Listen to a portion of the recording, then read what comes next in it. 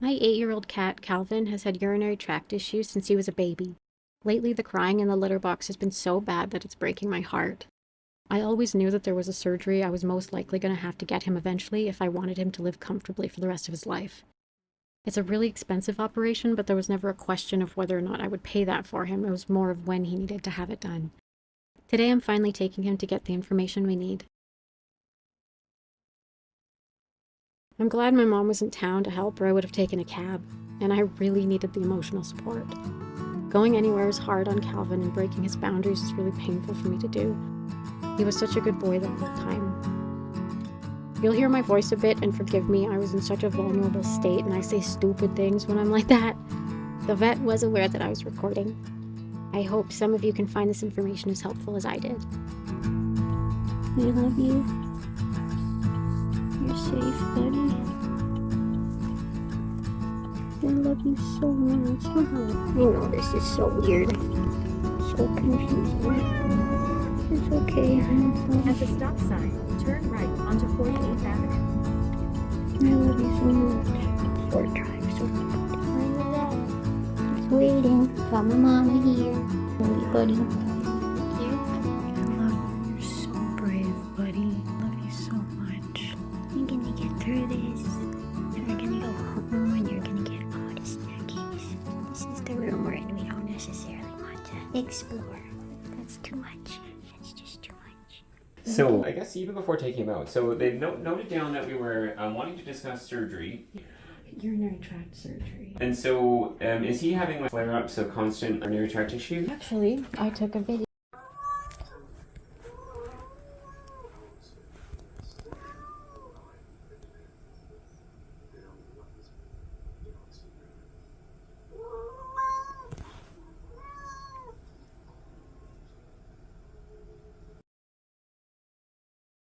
I guess the surgery we were talking about here is called a periurethrostomy or a PU surgery, where we essentially are surgically removing the penis. Male cats have a bone in their penis, and it's like a real bottleneck, and so it makes them especially predisposed to getting urinary obstructions. That there's other downsides to it as well, and so it's expensive, but it's also somewhat prone for complications, and it won't fix the underlying problem.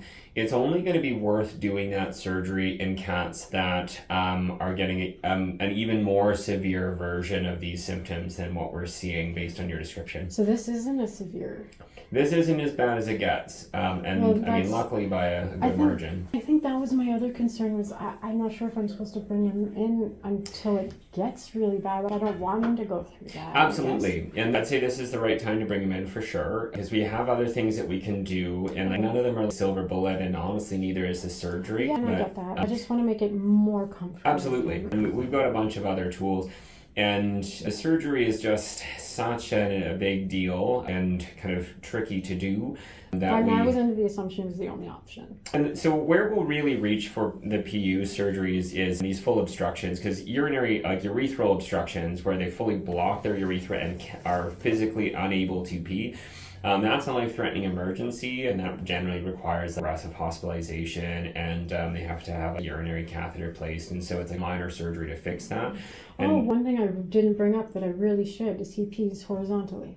I have to put a pee pad on the wall. I have a covered thing now because all that crying, he's in there for a while. And so we'll get into the weeds on that for sure. And so him peeing kind of horizontally like that, that's pretty standard. This was scaring the shit out of me. And again, I think that you're catching it at the right time. This is the right time to have it come in, because we have a lot of other things that we can look at doing to address this before getting to the extremes to do the surgical intervention. So that's great. And with him having a history of urinary tract issues, then it's kind of falling into this broad umbrella of cat urinary issues, I guess. And it will go by a few different names. So idiopathic cystitis is a common way that this will be referred to, or just straight up feline lower urinary tract disease. And so cats as a species have this quirk that if anything stresses them out, it causes their bladders to get inflamed. It's really variable in terms of what counts as stress for individual cats, and we'll have patients where it's just like If people rearrange furniture in their house, or if a stray walks down the street and they see it out the window, that'll be enough for them to be having bloody urine and crying the litter box. The noise in my apartment is enough, probably. And so that would be entirely within reason, and so that's not a shocking scenario. So I guess where we would go with it is go through a bit of a list of different lower tier interventions that we can put in place that for most cats can make enough of a difference to resolve the problems. And it is a bit of a list, and what works for each individual cat is a bit variable. Sometimes there's a few low-hanging fruit that have bigger impacts, but what ends up working for each individual. So in the urinalysis, we'd be looking at looking for crystals, looking for any evidence of a urinary tract infection, looking for just evidence of general inflammation and anything else weird in there. If there's something surprising like evidence of diabetes or something like that.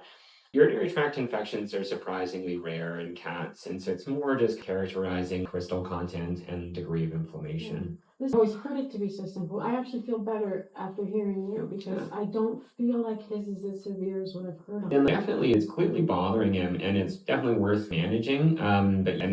I'm glad I can give you good news, but it's much better than it could be. And we see blocked cats with blocked urethras frequently. It's a common problem in cats, and so he actually has been kind of lucky that he's had this smoldering intermittent problem and has never got to that point. So that's fantastic. What else? I think that we'll shelve things there. I'll go through the actual exam and see where we're at with his bladder. I'm just going to get his weight to start. Hi, sir. I'm so proud of you. Here. Pop it on a scale. I go to bed. Velcro paws, hey? There we go. We'll just pop that off for a second. And we'll have our, oh, you zeroed it, friend. Okay, and we'll take our hands off and emotional support sock, and then we'll move you off. Yeah, no, and then we're going over to the sock. This doesn't come with There you go. Oh boy. Okay. Hi, Calvin. I'm so proud. All right, so he's weighing in at 5.85 kilos. Just gonna pop that in here. You're gonna be so mad at me tonight. The ear? No, this is good. I'm just gonna pour on ear, and we'll get in. Try this one. An ear temperature. Yeah, I'll just have you support him so he doesn't jump off the table. His temperature is 38.3, which is totally normal. Okay, and our body condition, we're like Calvin, you're normal. You're not going off the table. we'll call you a 8 out of 9. Yeah, so he's a bit overweight. Heart rate's 160 beats per minute, which is also totally normal. Yeah, no heart murmurs, no abnormal lung sounds. His respiratory rate's been increased too, just from stress. And he's sitting at about 50 breaths per minute right now. Normal skin tint. Okay, let's see if I can take a feel of your bladder here, sir. We gotta look on the table. Good boy. Look on the table. Good boy.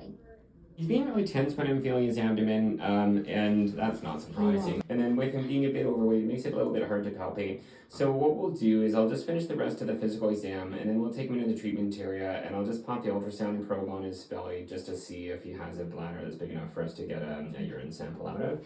And if he does, we'll just take it at that point. Gums are nice and pink. CRT is less than 2 seconds. His eyes are looking nice and normal. And what I'll do is I'll have you facing towards me for a second, and I'm just going to take his whole head.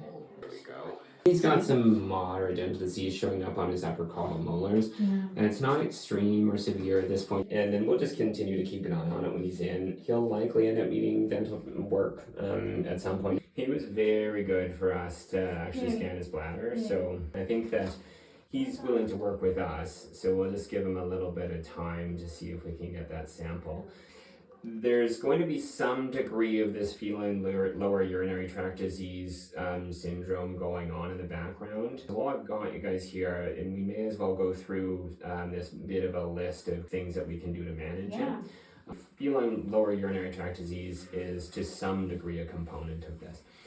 The long and short of it is trying to do different things to reduce stress, and so the things that stress a cat out and reduce them getting this inflammation in their bladder.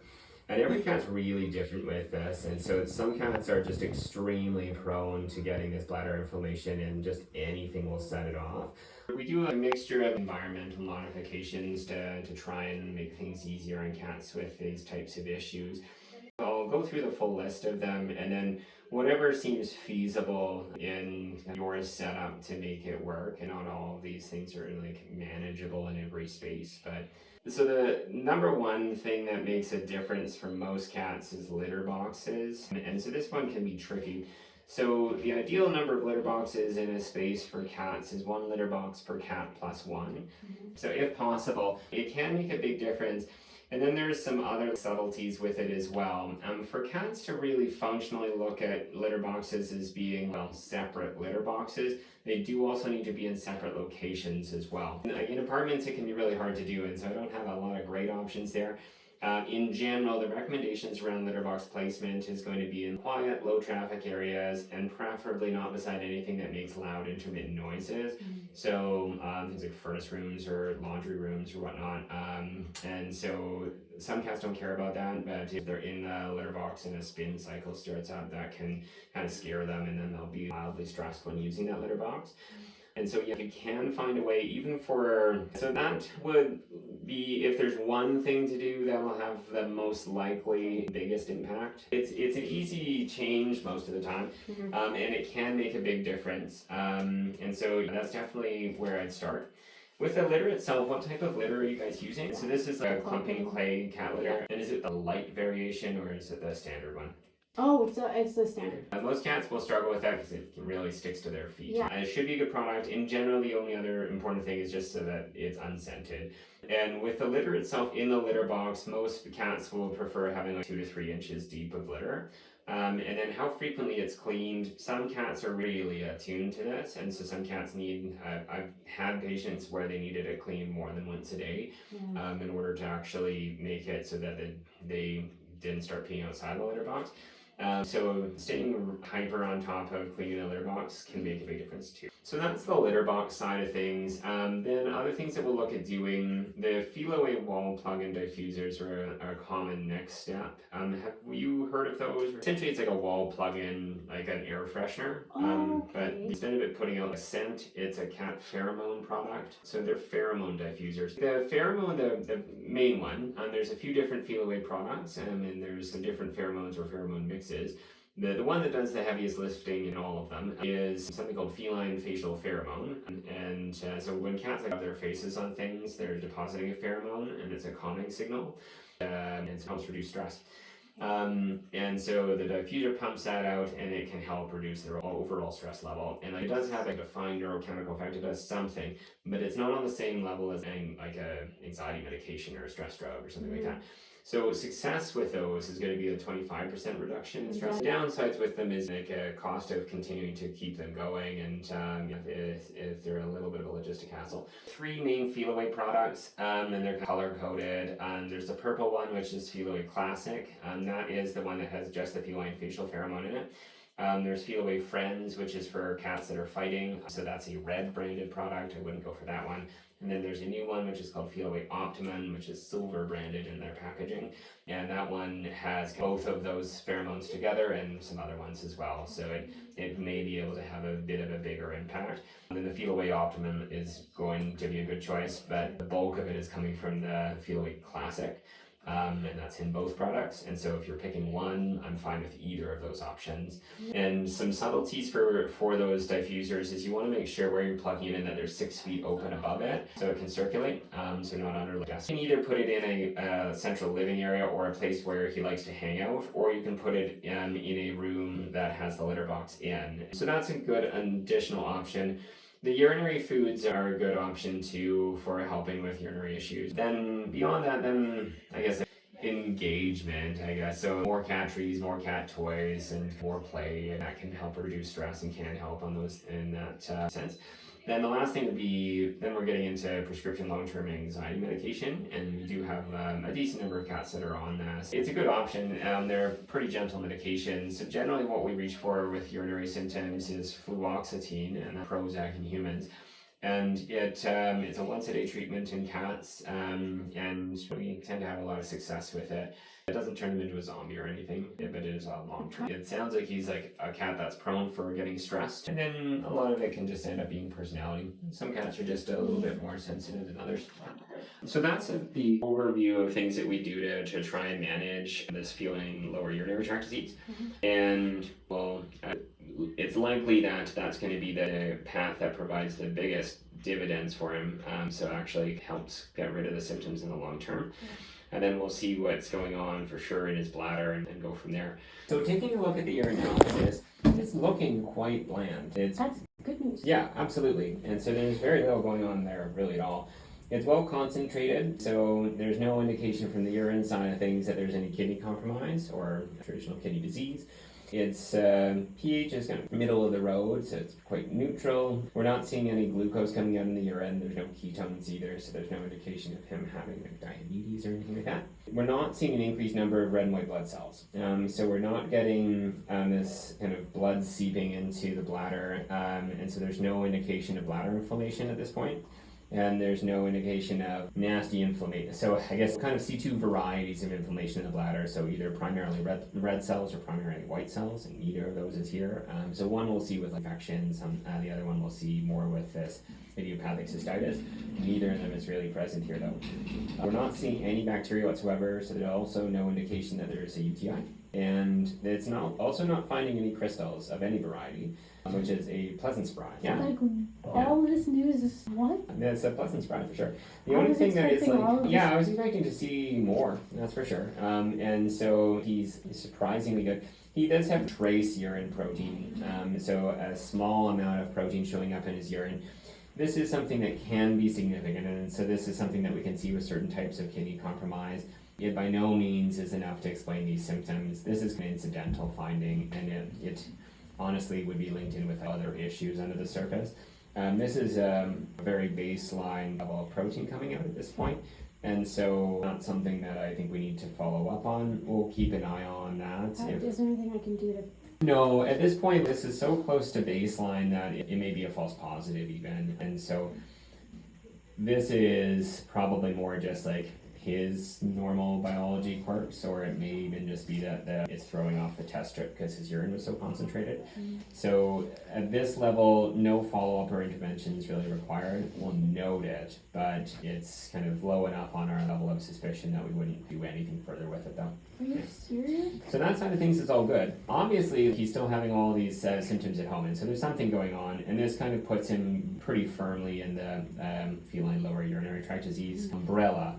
It's a little bit surprising that he's having this level of symptom of crying in the litter box without having any changes in his bladder. So honestly a little bit hard to parse, and so I don't really know exactly why that's happening. And it's not every time. Like this happens once a week, a couple times a week on a bad week. And that's like, we definitely see the cats that struggle with this intermittently, and that's still pretty frequent for an intermittent kind of thing. And it's still a bit of a surprise that there's nothing showing up on his urinalysis. A good surprise again. And so I'd still treat it as lower urinary tract disease. It's possible that there could be something else going on, so your urethral stricture, or maybe he's getting urethral spasms that are not associated with bladder inflammation.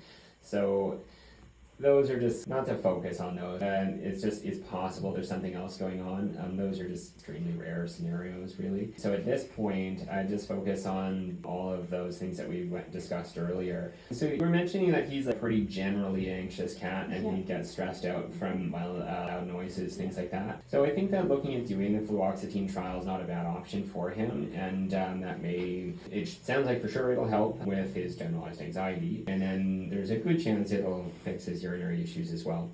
That said, the long-term anxiety medications are never one size fits all, and so they're variably effective. So how each patient responds to them is different. So they work really well for a lot of cats. I've had a lot of success with them in these scenarios, but some cats won't really seem to notice them or won't really improve. And so if that's the case, then we'll discontinue them and potentially try a different anxiety medication. Some patients do better on one than another. There isn't a huge reason to pick one to start with over another. Fluoxetine is kind of my go-to because it's a once-a-day medication, which tends to not be super expensive too because it's a common human med. For cats, they take a dose that's below any of the human formulations for it. So we get it compounded, and so it's something that we frequently do. The treatment trial period with long-term anxiety medications is generally 6 weeks. So it takes a long time to actually know if they're going to be beneficial. As you're first starting them, you may notice some mild sedation, and that's a side effect of the drug, not the desired outcome for it. And it tends to be like a transient thing. So they'll be a little bit sleepy or mildly sedated when you're first starting in the first week or two. And that tends to really taper off. We don't want them to be, and that's not the goal with the drug in the long term. And they are generally really well tolerated though, and so they have a high safety margin. However, we do, if we're discontinuing them, we try not to do that cold turkey. So we wean them off of it. That applies if we're going to try another medication. We kind of wean them off, have a washout period, then start a new one. So it could be a bit of a process to go through that since the trial periods are so long. When I started on that, I think there's a very good chance that'll actually work well for them. So in that case, we'll give you a call.